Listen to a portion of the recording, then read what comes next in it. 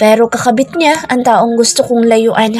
Pakiramdam ko simbolo sila ng sakit sa akin. Sabay kaming napalingon sa pinto nang bumukas ito. Ashley! My mom.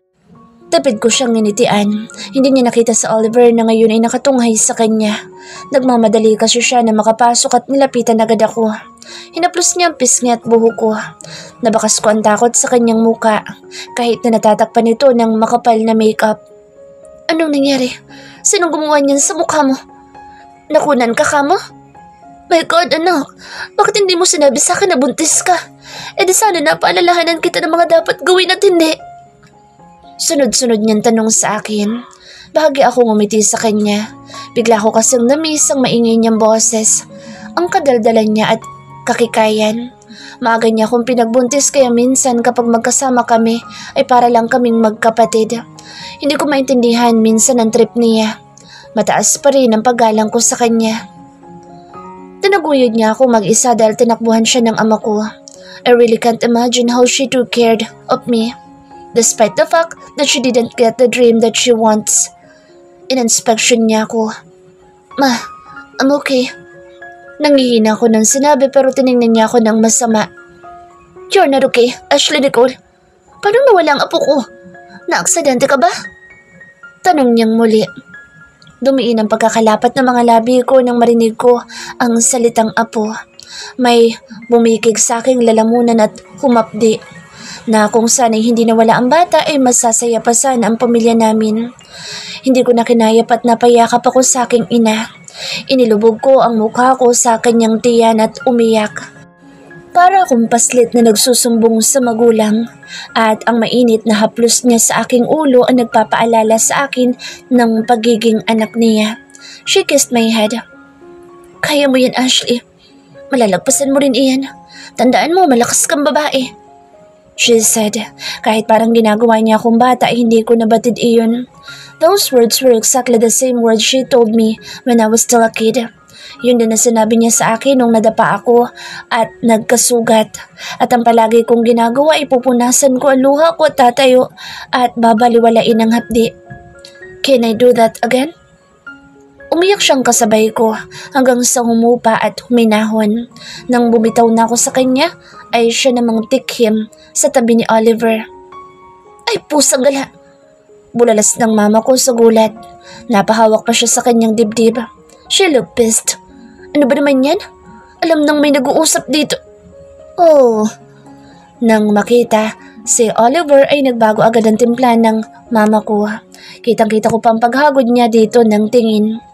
Tumikim si mama at pasimpleng sinuklay ang buhok niya. I can't believe this. Sino ka iyo? She asked in a not so normal tone of her voice. Mabuti na lang at hindi nasindak si Oliver. Kalmado pa rin siya at parang wala lang. Inangat niya ang kamay at iniabot kay mama. I'm Oliver. Oliver Villaga po, ma'am. Oliver Villaga. Such a nice name, iho. Lalaki-lalaki at matikas. Bagay na bagay sa'yo. Pasimple kong hinila ang dulo ng palda sa bestida niya, pero patay mali siya naman siya. Thank you po. Formal na itong sagot. Humalikupkip si mama. Pero teka, Villaga? Related ba kayo sa may-ari ng Villaga Land Holdings? Yes, ma'am. Ang daddy ko po ang chairman doon. He casually said. Napaawang alabi ko. That explains kung bakit pinagsabihan akong mukhang pera ng daya na iyon. Adam is the son of a billionaire. Talaga ba? Kung ganoon, anong ginagawa mo dito, iho? Teka, Ashley, siya ba nakabuntis sa'yo? Pinagtaasan niya ako ng kilay. Hindi po ako. Ang kuya ko po, ma'am. He immediately said at parang sinasadya ay bumukas ang pinto at pumasok si Adam. Lahat kami napatingin sa kanya. I even heard my mom gasped. Hinawakan niya ako sa braso at binulungan. Anak, bakit ang dami mong kakilalang gwapo, ha? I glared at her, but she just smiled and looked back at Adam. Na ngayon pala ay hinuhuli ang tingin ko. Nagpaalam na si Oliver at umalis. Nagpasalamat sa kanya si Adam at tinapik siya. Adam looked at me again. He looked exhausted. Iho, ikaw ba ang boyfriend nitong anak ko? Mahinahon na tanong ni mama. Napaawang ang labi niya. Ako po. Kayo po ba ang mama ni Ashley? Magalang niyang tanong, kahit ang kanyang boss ay baritono tila mas bagay na mag-utos na lamang. I am her mother. Vivian Montes, iho. Inabot agad ni Adam ang kamay kay mama. Adam, Villiaga po ma'am. Ashley's boyfriend. At the back of my mind, something in me stirred. Hindi ako nangiti o sumayaman lang sa narinig ko. I felt like everything's messed up. Nice to meet you, iho. Sabi ni mama pero sa tingin ko'y nakangisi ito. Tipid na ngumiti si Adam. Ako rin po. Sorry po at sa ganitong sitwasyon pa tayo nagkakilala. Napalunok ako sa kanyang sinabi. Nakatingin siya kay mama pero nakita ko ang kalungkutan sa kanyang mga mata. Tiningnan ako ni mama saglit. Bumuntong hininga siya. Huwag kayong mag-alala. Sigurado akong may mas magandang plano sa inyo ang Diyos. Manatili lang kayong positibo para sa isa't isa. Pero hindi pa rin mababago na niloko niya ako. Inalok niya ako ng kasal. Yun pala ikakasal na rin siya sa iba. Lumipat ba siya ng bahay para makapambabae bago matali sa iba? O baka dahil mayaman siya kaya akala niya ay masisilaw ako sa pera niya? Maaaring hindi niya kasalanan na mawala ang anak namin pero dinala niya ako sa gulo. Anong sinapit ko? Nawala ang anak ko. Tiningnan niya ako. He stared at me like he wanted to say something. Hindi ko siya nginitian. Kung maaari lang sana'y umalis na lang siya sa harapan ko. Nilingon ako ni mama at banayad na nginitian. May tatawagan lang ako, iha. Sa labas lang muna ako. Paalam niya at tumango rin kay Adam. Parang gusto ko pang pigilan ang mama ko pero nagtuloy-tuloy na siyang palabas. Hindi pa lumalapat ang pinto ay nilapitan na ako kaagad ni Adam. He blocked my view by his huge body. Yumuko siya at hinalikan ako sa ulo. Hon, he huskily said. Inilagak niya ang kanyang kaliwang kamay sa ulunan ko at hinawakan naman niya ang isang kamay ko. Matagal niyang hinalikan ang ulo ko na parang kumukuha ng enerhiya dito. Then, I remember the child I lost. The way he kissed me, the way he held me, the way he touched me. Lahat ng iyon nagpapaalala na may batang nabuo at nawala din. Bumilis ang pintig ng puso ko at nag-init ang gilid ng mga mata ko. Napasinghap ako sa pinipigilang hikbi. I closed my eyes only to free my tears. We were quiet. Walang namutawing salita mula sa aming dalawa. Nanatili siyang nakahilig sa akin samantalang tahimik akong umiiyak. Humigpit ang hawak niya sa kamay ko. Hanggang sa ilang sandali ay gumalaw siya at bumaba sa noo ko ang labi niya. He looked at me. Namumula ang kanyang mga mata. Napatitig ako doon. Nawalan din siya kaya alam kong nasaktan siya. Pinunasan niya ang luha ko at tila hinahaplos ako ng kanyang mga titig. Idinikit niya ang kanyang noo sa akin. I'm sorry, hon. Hindi ko kayo naprotektahan. Patawarin mo ko. Kasalanan ko. Kasalanan ko.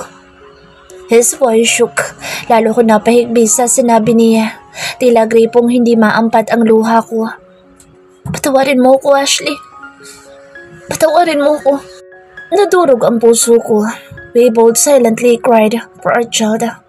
Sinandala namin ang isa't isa dahil sa pagkawala ng aming anghel. Isinantabi ko ang galit ko sa kanya at sabay kaming nagluksa. Mula noon ay hindi na umaalis sa tabi ko sa Adam. Palagi niya akong tinatanong kung gutom ako o kung may gusto ako. Pati ang pag-inom ng gamot ko ay siya ang nag-aasikaso. Inaayos niya ang kama ko, ang pag-upo ko at kahit ang pagsuklay ng buho ko. At kahit pigilan ko siya, alam kong hindi naman siya magpapaawat. Busog ka na? Banayad niyang tanong sa akin. Pinapakain niya ako ng sopas. Nakalahati ko na naman na iyong tasa niya kaya busog na ako. Tumango ako. Sumandal ako sa aking kama pagkatapos ay uminom ng tubig. Inabot niya ang baso ko at pinunasan ang gilid ng labi ko. Napatingin ako sa sugat sa kanyang kamay. Mayroon iyong sugat at mukhang bago pa lamang. Kanina ko pa iyon napapansin. Ayoko lang siyang kausapin. Itinabi niya ang tray ng pinagkainan ko. Pagkatapos ay kumuha naman sanas at kutsilyo. Tinalupan niya ito. Ngunit bawat pagbalat niya ay nagsasalubong ang mga kilay ko. Halatang hindi siya marunong pero nagpupumilit. Seryoso pa ang mukha niya. Natatakot na ako sa ginagawa niya kaya nais ko sanang pigilan pero nilapitan na siya ni Mama. Adam, ako na dyan. Maupo ka na doon. Baka maubos mo pa ang daliri mo dyan. Pabarong sabi ni Mama. Napailing ako. Hindi na naman siya tumanggi at ibinigay na lang ang kutsilyo. Nagpasalamat siya at lumapit sa akin. Tumingin sa akin si Mama at kinindatan ako. Nang tumabi sa akin si Adam ay kinuha niya ang kamay ko at pinaglaruan ang mga daliri ko. I felt the urge to yank back my hand pero hindi ko nagawa. Instead, umuwi ka na, Adam. Malamig kong sabi. Nag-angad siya ng tingin sa akin at bahagyang nabahala. Bakit? Sasamahan kita dito. Aniya. I sigh. Pagod ka na. Hindi ka rin naman makakapagpahinga dito ng maayos kaya mas mabuti pa kung umuwi ka na lang. Nandito naman na ang mama ko. Sige na. Pero parang ang bibigat ng bawat salitang namutawi sa akin. Napatuwid siya ng upo at tumigpit ang hawak sa kamay ko. Umiling siya. I'll stay. Mas mabuting ako na ang mapagod kaysa sa mama mo. I'll take care of you, honey ko. He answered with finality. Tanatigan pa niya ako na tila binabasa ang nasa loob ko. Lumapit si Mama at nilapag sa tabi ko ang mga hiniwang mansanas. Mas mabuting nandito si Adam, anak. Mas sigurado pa ako maalagaan ka niya kaysa sa akin. Tumingala ako sa kanya. Can you stay too? Pakausap ko. Nagkatinginan pa silang dalawa. What's wrong with my request? Ngumiti si Mama. Of course, anak. Kaming dalawa ni Adam ang magbabantay sa'yo. She assured me. Tulad nga na nangyari ay dalawa silang naiwan sa kwarto. Si Mama ay pinatulog ni Adam sa couch at siya naman ay hindi pa rin umaalis sa tabi ko. He kissed me on my forehead before I closed my eyes. I love you so much, honey ko. He whispered. Hindi ako sumagot at nagkunwaring pagod na. Pumikit ako at pinilit na matulog. Hindi ko maipermi ang pagsayaw ng puso ko dahil sa naamoy ko pa rin ang nakaka-addict niyang bango. Knowing that he was just sitting beside me, watching me sleeping, makes my heart beat faster. Hinawakan niya ang kamay ko at tinalikan ng mariin. I almost bit my lip to suppress a yell. I wanted to shun him and told him to stay away from me.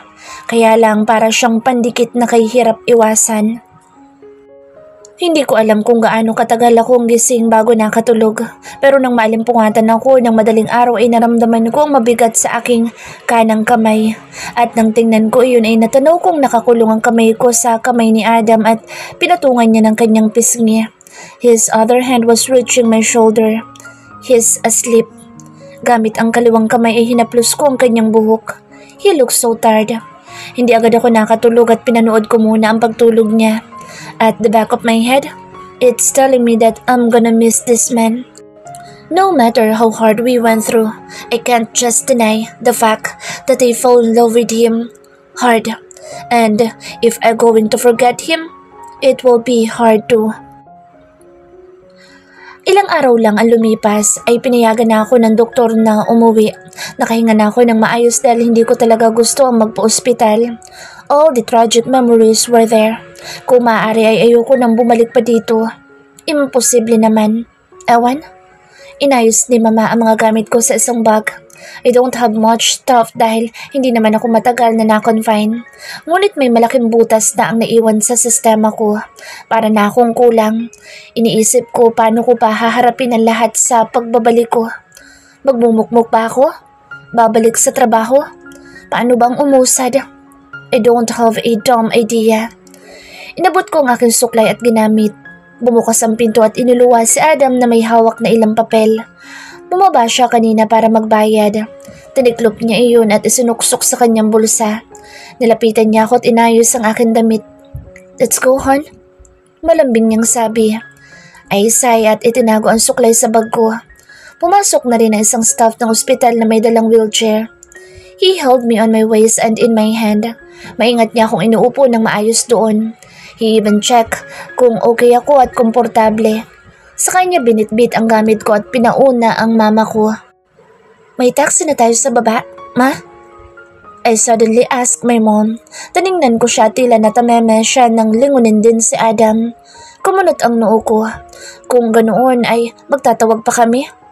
Pero okay lang siguro. Malamang maraming mga nakaabang na taxi sa labas. Anak, akala ko kasi ang boyfriend mong si Adam ang maghahatid sa atin. Litong tanong niya. Han, ako maghahatid sa inyo ni Mama. Ganun ba? Sige, pakihatid na lang kami sa bahay ni Mama. Malapit lang naman yun dito. Malamig kong sagot at tumingin na lang ulit sa aking harap, ignoring his stares. Anak, ang sabi ni Adam, sa bahay niyo daw tayo uuwi, hindi sa akin. Nagsalubong ang mga kilay ko. Biglang bumugso ang init sa aking dibdib. Saan bahay niya? Sa condo unit niya? Kung saan namatay ang anak ko? No, damn way. Damn it. Saan bahay? Uuwi tayo sa Lingayen? Mas mabuti pa nga kung doon na lang ako. Hindi, Han. Sa bago natin bahay. Dito rin sa Manila. Bumili na kasi ako. Surprise ako sana sa'yo pagkatapos ng kasal natin. Huwag kang mag-alalahan. Fully furnished na yun. Pero kung may gusto kang palitan na disenyo o gamit, ibibigay ko sa'yo.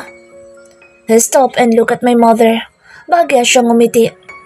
Mas maganda ngayon dahil makakasama natin si Mama. Biglang nanoy yung aking lalamunan. Bumili na siya ng bahay para sa amin. At tinatawag na niyang Mama ang mama ko. Hindi ko alam kung paano niya nagagawang maging matatag sa kabila ng nangyari. We lost our baby, but he stays the same. Samantalang ako gusto ko siyang sigawan at palayasin. But he was too good for me. Too good to believe. Alam ko sa sarili ko mahal ko siya, kaya lang may halong galit na iyon. Galit na every time na nakikita ko siya, ang pagkawala ng anak ko ang naaalala ko. Mas gusto kong umuwi kay Mama. Malamig kong tugon. Nakita kong natigilan siya. O parang hindi niya inaasahan ang sagot ko. Nagkaroon ng tensyon sa pagitan namin kung kaya bumangka ang mama ko. Bahagyang tumawa si Mama. Pagbigyan mo na si Ashley, Adam. Matagal na rin kasi mula nang huli namin pagbabonding. At saka siguro baka gusto lang niya magpahinga agad. Ay niya at sinabayan pa ng magaan na halakhak. He didn't answer pero narinig ko ang pagbuntong hininga niya. Kahit na nasa loob kami ng elevator ay tahimik na lang si Adam.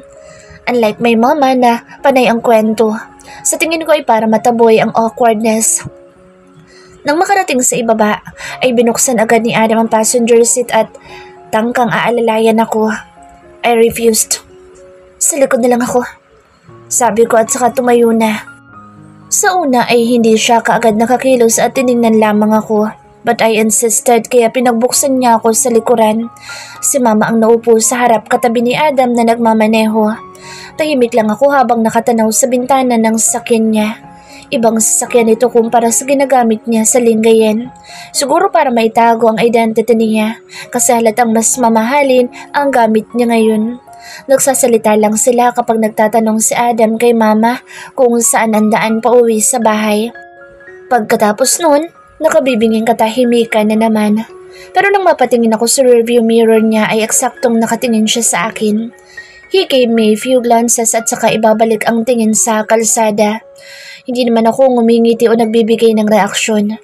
Babaliwalain ko lang iyon at lilipat ng tingin. Hindi kalayuan ng ospital sa tinitirhan ni Mama. Wala pang isang oras ay nakadating din kami. Ipinarada niya ang sakyan sa tapat ng maliit na gate na kulay orange. Bumaba agad si Mama para mabuksan ang gate ngunit halos takbuhin ni Adam ang gawi ko upang alalayan ako. Hinawakan niyang aking bawang at kamay. His manly scent assaulted my nose. He can always look attractive whenever he wants to. Hanggang sa makapasok sa loob ay nakalalay pa rin siya sa akin. Pinaupo niya muna ako sa sofa at saka nagpaalam na kukunin ang gamit sa sasakyan. Nanatili akong tahimik hanggang sa bumalik siya. Si Mama naman ay pumasok muna sa kwarto niya para magpalit ng damit. Hinagilap ko ang remote control ng TV nang tumabi siya sa akin. Itinutok ko ang mga mata sa TV at hindi siya pinansin.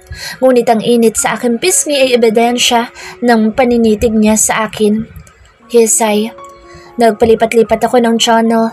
Dumikit naman siya sa akin at halos tumama na ang kanyang hininga sa aking pisngi. Honey ko. Mahina niyang tawag sa akin ngunit hindi ko siya nilingon at nagkunwaring hindi siya narinig. Ipinagpatuloy ko lang ang ginagawa ko. Nang ipinatong niya ang kanyang baba sa aking balikat ay hindi ko na natiis. Gumalaw ako at bahagyang lumayo sa kanya.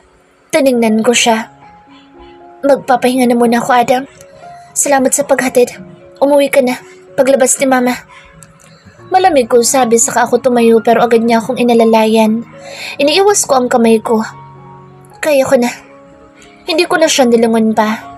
Mag-aalas 11 na ay dilat na dilat pa rin ako.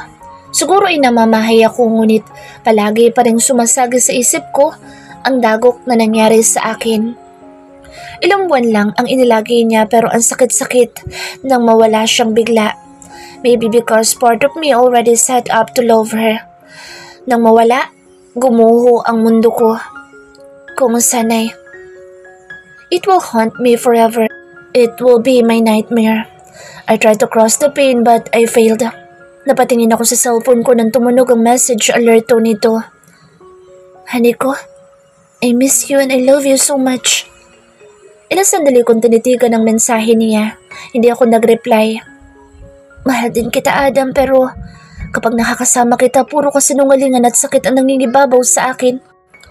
Pagkatapos ng ilang sandali ay tinabi ko ng cellphone ko at pinilit na matulog. Kinabukasan ay maaga pa rin akong nagising. Hindi ako masyadong nakatulog dahil mababaw lamang. Naligo muna ako bago lumabas ng kwarto ko. Pagdaan ko ng sala ay wala si Mama. Pero napalingon ako sa kusina nang makarinig ako ng kalansing. Naamoy ko rin ang nakasalang sigurong sinangag. Kumalam tuloy ang tiyan ko. Ngunit pagpasok ko doon ay nastatwa pa ako at natigilan nang makitang si Adam ang nagluluto.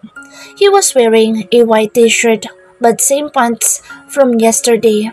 Ngumiti siya nang makita ko. Good morning, honey ko. Maupo ka na. Patapos na to. Turo niya sa hinahalong sinangag. Kumunot ang noo ko. Hindi ka ba umuwi kagabi? Umiling siya. He bit his lower lip. Hindi.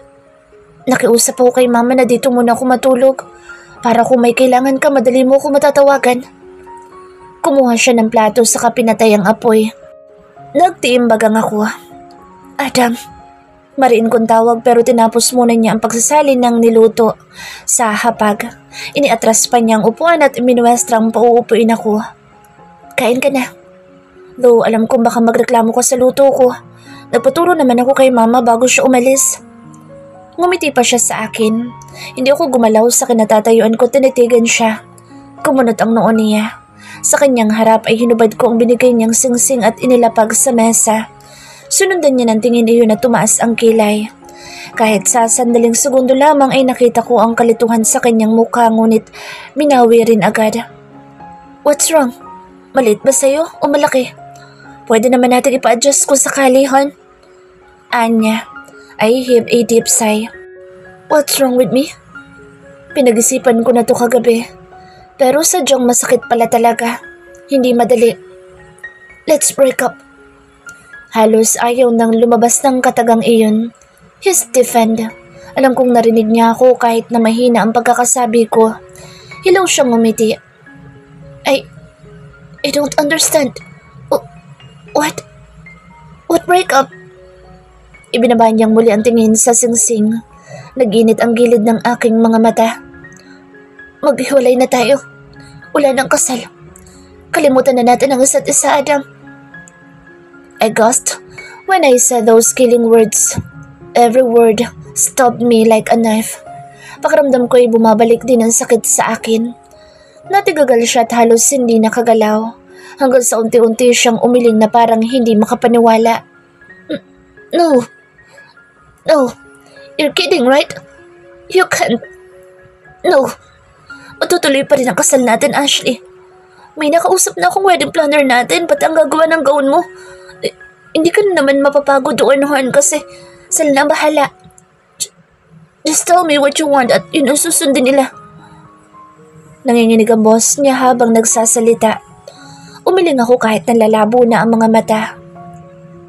How can you say that? Sinugod na ako ng girlfriend mo tapos may gana ka pang ituloy ang kasal natin? Hindi ko mapigilang galit na sabihin sa kanya. Lumapit siya sa akin. I didn't move, pero naramdaman ko ang pagguhit ng sakit sa aking dibdib. Ikaw lang ang girlfriend ko, Ashley. Umurong ako sa kasal namin ni Diane dahil ikaw ang mahal ko. Hinuwakan niya ako sa aking mga kamay ngunit hinata ko ito mula sa kanya. Nagsinungaling ka pa rin. Sa tingin mo ba? Tapos na sa inyo na sugurin niya ako at saktan. Kasama pa niya ang mama mo. Paano ko maniniwala sa iyong hindi mo ako naloloko? Na pinapaikot mo lang ako at pinaglaruan bago ka magpakasal sa tunay mong nobya. Nalisik ang tingin ko sa kanya. Nanginginig ang aking kamay sa tindi ng galit. No, that's not true. Hindi ko ipinilit na itanong sa'yo kung sino ka, kung saan ka nanggaling at nasan ang pamilya mo. I don't even care if you're wanted or a criminal when I loved you. I loved you, despite the fact that I barely know you. Minahal kita hindi dahil nabuntis mo lang ako, Adam. Minahal lang kita ng basta. Lumandas ang luha ko sa labis na sakit. Sumikip ang dibdib ko nang inilabas ko ang galit dito, but I don't feel better at all. I'm sorry. I'm really sorry, Ashley. Hindi ko naman binalak na itago sa'yo kung sino ko. Gusto ko lang mapalapit sa'yo. Hirap na hirap niyang sinabi. But the damage has been done. Wala nang anak ko. Naging sunod-sunod ang aking paghikbi. Tila kulang ang luha lang para maibsan ang sobrang sakit. Gustong gusto kong may managot sa pagkawala niya. Pakiramdam ko wala akong silbing ina. Yumuko siya tinilot ang kanyang noo. Ngunit alam ko umiiyak siya dahil sa mahinang paghikbi niya. Seeing him hurting hurt me too. Pero sadya yatang kakibat ng pag-ibig ay ang masaktan. Ilang sandali kaming hindi nagsalita. Pinunasan ko ang luha ko at malalim na bumuntong hininga. Kaya kailangan na nating maghiwalay, Adam. Agad siyang nag-angat ng tingin sa akin. I saw his bloodshot eyes. Please, Ashley. Huwag mo naman akong iwan. If it is about Diane or my mom, leave it to me. Nag-usap na kami ni Diane at itinigil ko na ang kasal. Ayusin ko ang problema. Just don't leave me, Ashley. Pagmamakaawa niya. Umiling ako. Mula umpisa pa lang, Adam, mali na. We got drunk. We had sex. You got me pregnant. You offered me marriage. Masyado tayo nagmadali at nagpadalos-dalos ng desisyon. Loving you is not a mistake. Dahan-dahan siya lumapit sa akin at kinuha ang mga kamay ko. Dinala niya ito sa kanyang mga labit mariin na hinalikan. I love you so much, Ashley. You're my life. You can't live your life without me. I said in between my sobs. Maghiwalay na muna tayo, Adam. Dahil tuwing nakikita kita, bumabalik ang sakit nung mawala ang anak natin. Hindi ako makausad. He held my face and lifted it up. Then let me help you. Let's move on together. Umiling ako. Hindi ko kaya kapag kasama kita. Nakita ko ang sakit sa kanyang mga mata pero hindi ko na kaya. Tanging panahon na lang ang makapagsasabi. Bumitaw ako sa kanya. Ito na marahil ang huli namin pag-uusap. Tumalikod na ako pabalik sa kwarto. Palayo sa nag-uumpukang sakit mula sa taong mahal ko, ngunit hindi pa ako nakakalabas ng kusina ay niyakap niya ako mula sa aking likuran. Inilubog niya ang kanyang mukha sa aking leeg. Parang awa mo na, Ashley. Huwag mo kong iwan. Nakikiusap ako sa'yo. Hindi ko kaya mawala ka. Hindi ko kaya. Umiiyak niyang bulong sa akin. Hinigpitan pa niya ang kanyang mga braso at mas inilubog ang mukha niya. Napapikit ako sa kirot sa aking dibdib. Pero ang malayo muna sa kanya ang sa tingin kong dapat gawin.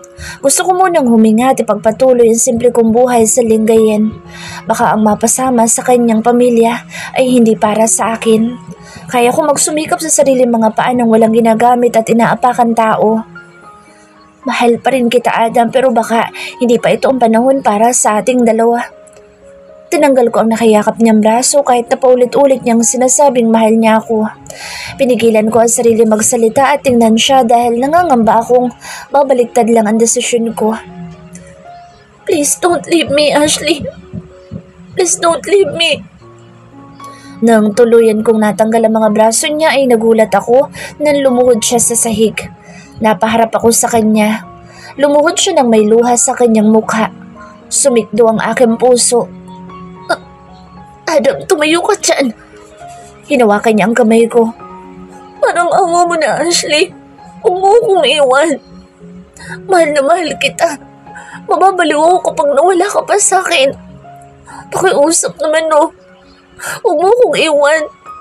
Hindi ko talaga kaya. Mahal kita. He pleaded. Hindi ko inaasahan na aabot sa ganito ang pakikipaghiwalay ko sa kanya. Nakaramdam ako ng takot, kaba at sobrang paghihinagpis. Hindi ko kaya makita siyang ganito kaya kumaripas ako ng takbo palabas ng kusina. Nakita ko pa si mama sa malapit at tahimik na umiiyak. Nilagpasan ko siya at tinungo ang kwarto ko.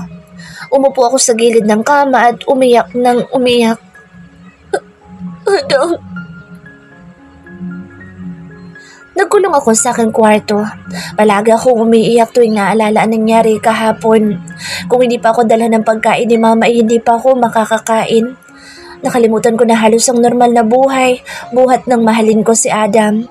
At mas lumala nang nakipaghiwalay ako sa kanya. Bawat minutong lumilipas ay siya pa rin ang laman ng isip ko. Ninais kong tumakbo, bumalik sa kanya pero kalaunan ay umuurong din ako. Napaka-komplikado ng sitwasyon. Kung ako lang sana ang nasaktan ay madali kong matatanggap ang lahat.